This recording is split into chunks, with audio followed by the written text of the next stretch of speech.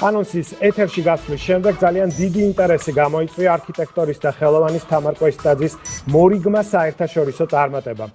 გამოგიტყდებით და გეტყვით, რომ ვარლამ ციკლაურის და ბორის ფოცხიშვილის ექსკლუზიური რეპორტაჟი ეთერში გასვლამდე ვნახე და კიდევ ერთხელ დავწუნდი, რომ როგორც ხელოვნებას არ აქვს საზღვრები, ასევე ადამიანის ფანტაზიაც უსაზღვროა და ნებისმიერი არაამქვეყნიური იდეაც კი განხორციელებადია.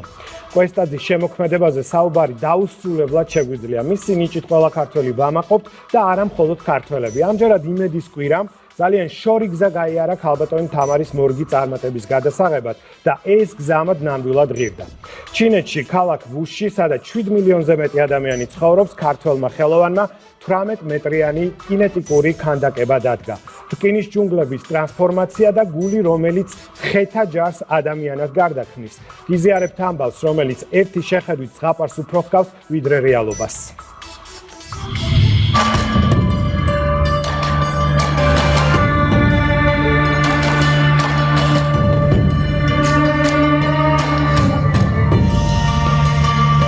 გაქვავებული ხეები შენს თვალწინ ცოცხლდება. ბუნება ნელ-ნელა იღვიძებს და თითქოს ახალი სიცოცხლის დაბადებაზე გიყვება. ათასობით დრონი და ლაზერ შოუ. ჩინურ ტრადიციულ სამოსში გამოწყობილი ადამიანები აქაურობას უფრო მეტად იდუმალს ხდიან. ალბათ ბევრმა თქვენგანმა არ იცის, რომ ჩინეთის ქალაქ ვუშის და ნიანჰუავანის ერთ-ერთი მთავარი სიმბოლოს ავტორი ქართველი ხელოვანი თამარ კვესიტაძეა.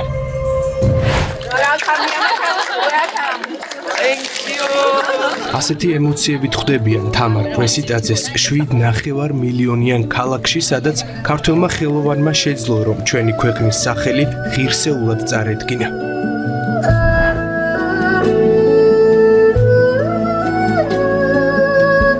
ნიანჰუავანი ქალაქ ვუშიდან 30 კილომეტრში მდებარეობს. აქაურობა რამდენიმე წლის წინ აშენდა. გარემო ზუსტად ისეთია, როგორიც წლების წინ. ტრადიციული ჩინური სახლებით, მაღაზიებითა და ნავებით. შუიუნძიანი ამ საკურორტო ზონის სახელწოდებაა. სახელი ტიაჰუს პირას მცხოვრებ ხალხს და მეთევზეების პორტს უკავშირდება. იმედის კვირის მოგზაურობა ჩინეთში სწორედ ნიანჰუავანიდან იწყება.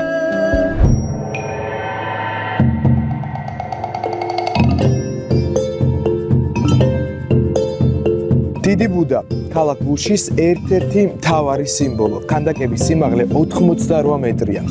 ბუდას სანახავად ყოველდღიურად აქ 10,000-ობით ადამიანი მოდის. ბუდას დიდი ქანდაკება შუიუნძიანთან ახლოს მდებარეობს. 2017 წელს სწორედ აქ ამ ადგილზე მოიყვანეს ქართველი ხელოვანი და შესთავაზეს, რომ შეექმნა ისეთი ქანდაკება, რომელიც ნიანჰუავანის მთავარი სიმბოლო გახდებოდა.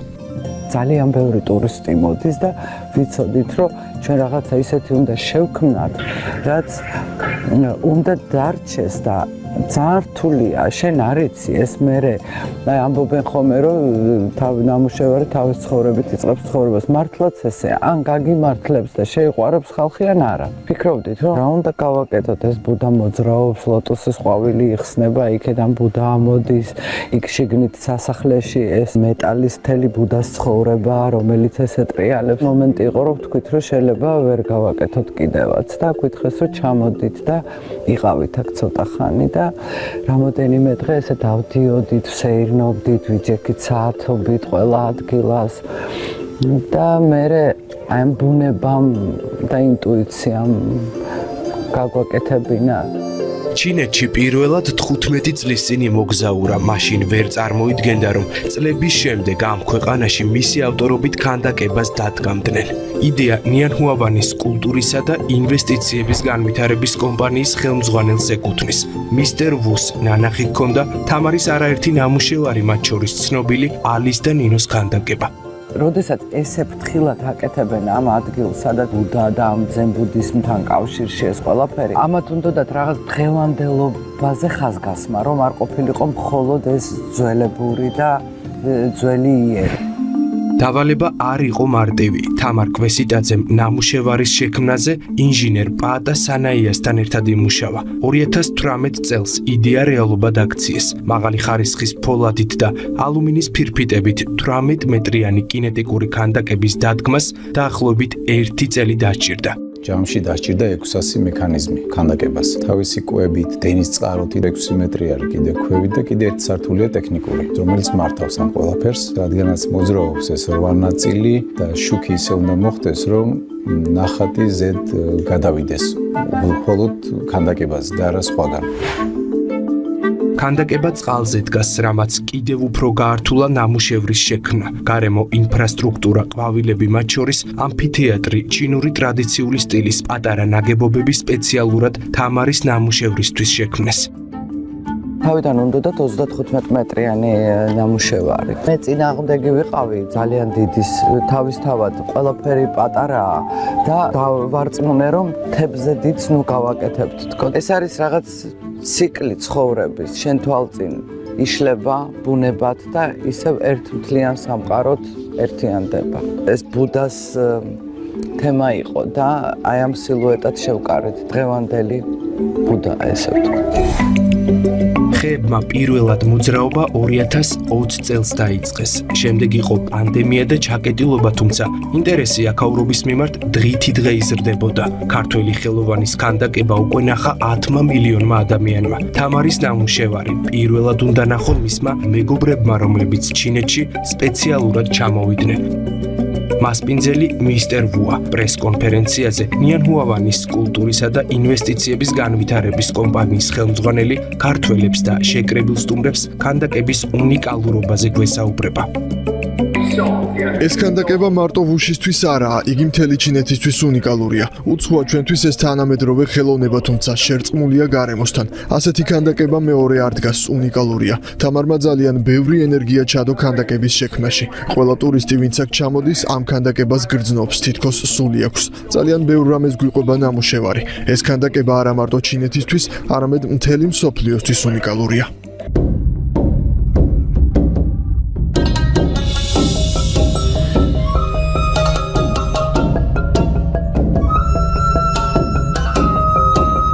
საღამოს აქ ყველაფერი იცვლება, ემზადებიან ნიან ჰუავანის მთავარი სიმბოლოს თამარის ნამუშევრის პერფორმანსისთვის. ჩინურ ტრადიციულ სამოსში გამოწყობილები ქუჩებში სიარულს იწყებენ. იწყება ტრადიციული ცეკვაც. ეს ნიშანია, რომ დამთვალიერებლებმა ამფითეატრის სივრცეში გადაინაცვლონ, სადაც მთავარი შოუს სანახავად უნდა მოემზადონ.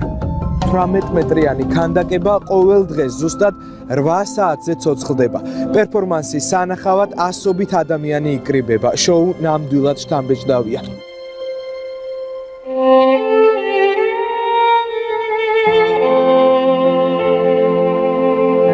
ხეები მოძრაობას იწყებენ.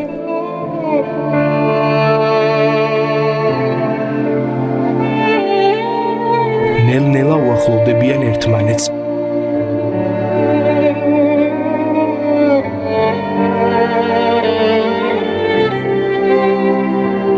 ბუნება ახალ სიცოცხლეს იწყებს. ლაზერ და დრონების შოუ აქაურობას სულ სხვა ელფერს წეს, უფრო მეტად სანახაობრივს და საინტერესოს. მაყურებელი ემოციას ვერ მალავს. ყველა იმარჯვებს მობილურ ტელეფონს.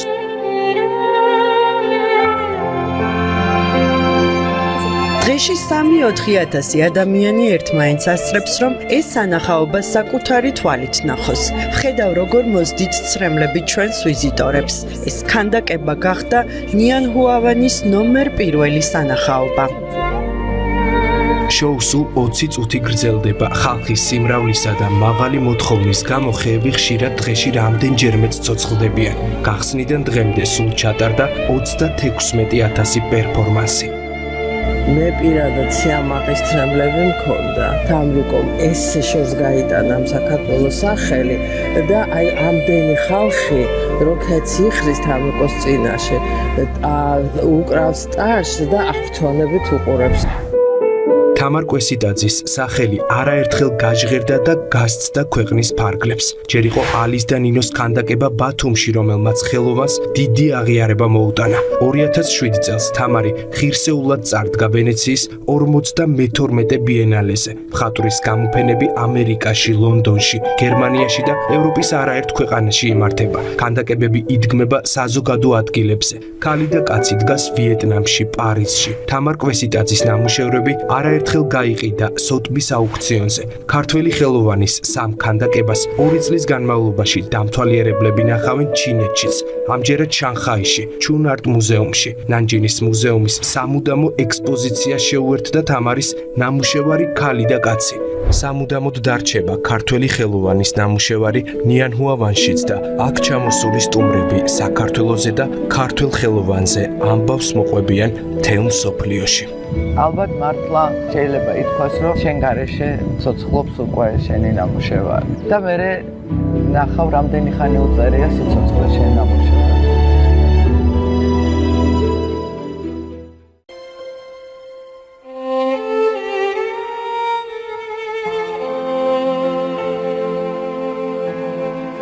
Thank you.